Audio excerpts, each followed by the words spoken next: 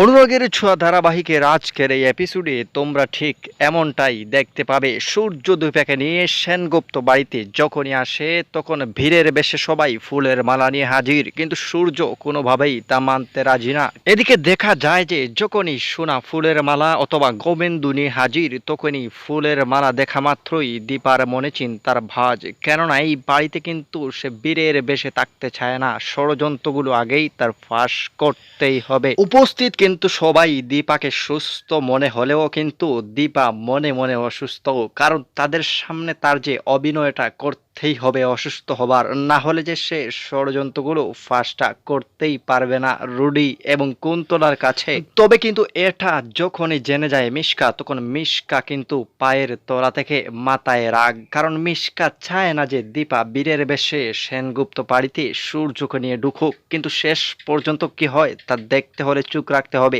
আগামী পর্বে।